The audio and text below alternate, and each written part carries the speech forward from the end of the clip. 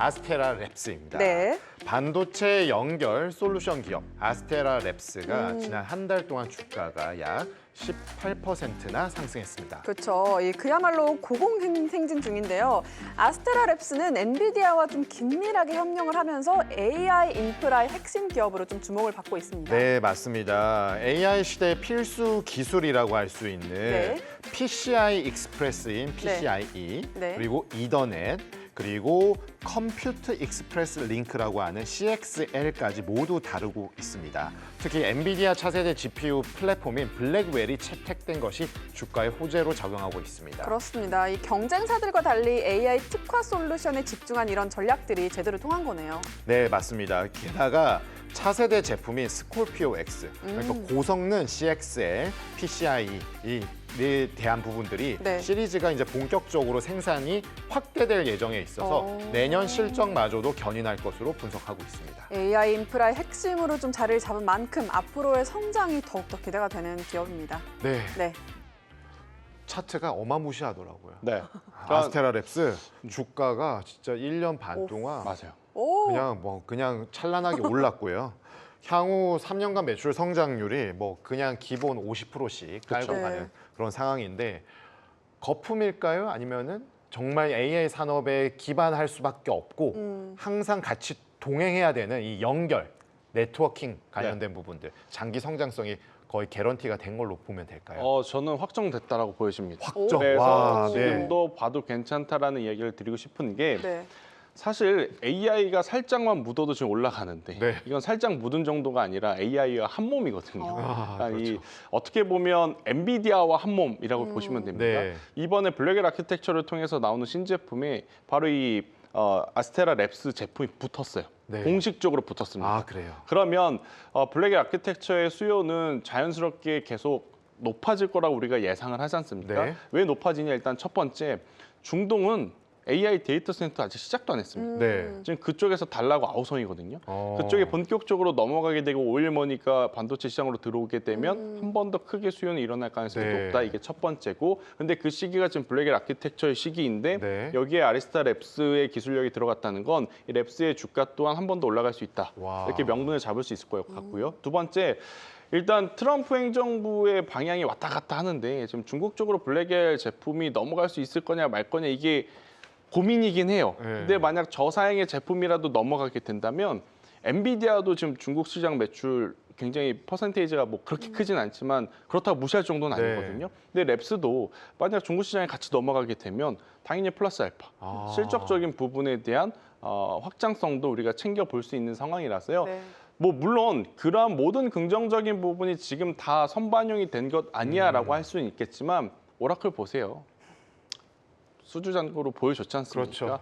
그러면 359%? 그렇죠.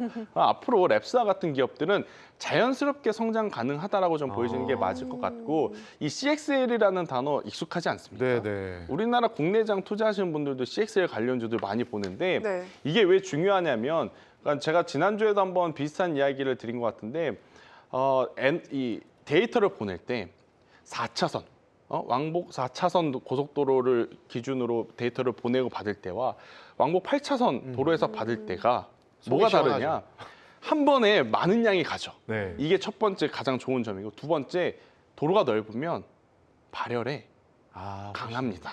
이게 그러니까 PCIe의 확장판이 CXL. 그렇죠. 잖아요. 그러니까 이제 HBM의 성능을 올려준다기보단 네. HBM에서 뻗어나가는 정보의 처리를 좀 더 효과적으로 밀어주는 역할을 하는 거거든요. 네. 그러니까 발열도 좀 줄어들고 굉장히 막대한 어떤 데이터를 한 번에 주고 받을 수 있게 도와주는 도움의 역할을 해주는 부품을 네. 이제 CXL이라고 보시면 되는데 지금 이게 계속해서 필요할 수밖에 없습니다.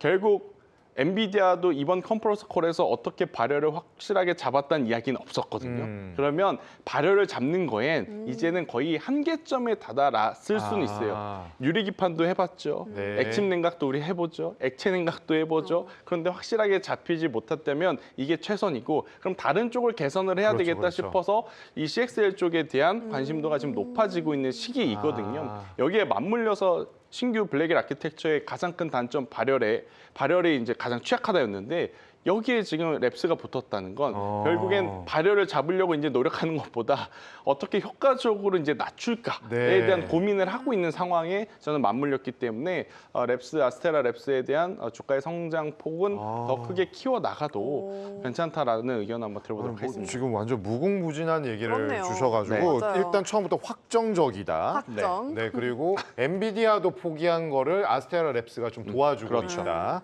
거기에 중동, 중국 얘기까지. 저 네, 와, 정말 어마무시한 것 같은데 그러면은 이런 치열한 경쟁이 정말 AI 시장에서 펼쳐지고 있는데 네. 아스테라 랩스만이 유일무이한 존재는 아닐 것 같거든요. 그렇죠. 얘네들의 이 경쟁력 네. 분명히 압도적이기 때문에 엔비디아가 채택을 했을 네. 건데 그래도 타 경쟁사가 이렇게 치고 들어왔을 때 이러한 경쟁력을 유지할 수 있을지 그러면 유지한다면 어떤 것들이 더 발전이 되면 좋을지 기술적인 측면들 네. 일단은 엔비디아와 한 몸이라는 걸로 웬만한 공격은 다 방어가 가능합니다. 그러니까 엔비디아가 아니라 다른 뭐 AMD라든지 네. 뭐 퀄컴이라든지 했었으면 아이언맨 같아요. 네, 좀 그랬겠지만 네. 엔비디아입니다. 아. 그러니까 엔비디아와 한 몸이 됐다는 건 자연스럽게 가장 월등한 기술력을 보이고 있다라는 게 첫 번째 확정된 거고 두 번째 엔비디아가 이 HBM 팔아서 남기는 마진율이 몇 프로라고 우리가 나와 있죠? 73%라고 네, 나와 70%. 있습니다. 그러면 랩스도 엄청나게 높은 마진율을 이제 취해 가겠죠. 그러면 아무리 다른 경쟁사가 온다 하더라도 사실 이 아키텍처의 플랫폼에서 설계가 다 마친 그 제품들은 바꾸기가 어려워요. 웬만하면 제조업들은 아마 이 시청하시는 분들도 잘 아시겠지만 2호나 3호나 이 얘기 많이 들어보셨거든요. 네.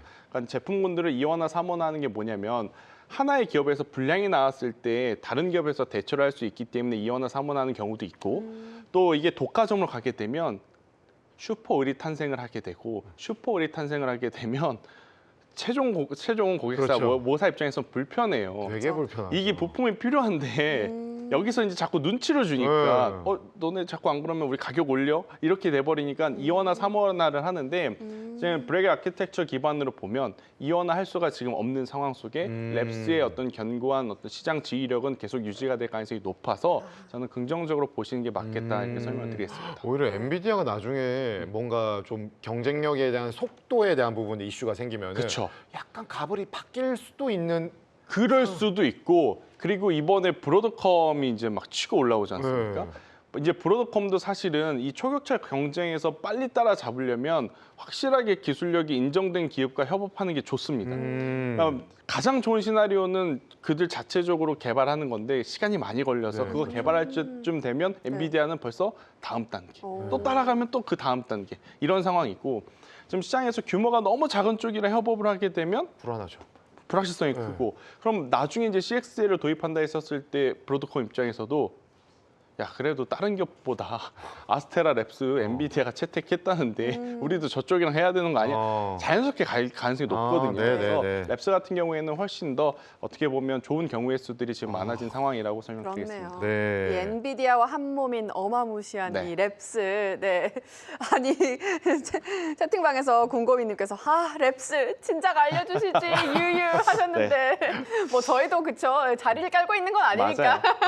근데 뭐 지금이라도 이렇게 막 너무 늦거나 그러지는 않은 거죠. 일단 사실 부담은 됩니다. 지금은 가격이 종목들에 높죠. 대한 부담뿐만 아니라 지수에 대한 부담들을 다들 느끼고 계실 것 같아요. 그래서 만약 지난주 같은 경우에는 제가 자신감 있게 좀 브로드컴 이야기를 했지만 이번 주는 다소 좀 소심한 금요일의 남자인 거로 보여지지만 왜 그러느냐면 언제든지 한번 지수는 크게 변동성이 나올 가능성이 높아요. 그래서 너무 걱정이 되시면 그 변동성이 나올 때까지 이를 악물고 그냥 기다리시는 게 맞을 것 같아요. 그러니까 대신에 이제 밀렸을 때 나는 이 종목을 어느 구간에 사야지 요것만 준비를 해놓으시고 그리고 실제 변동성이 나오면 그때 대응하시면 되거든요.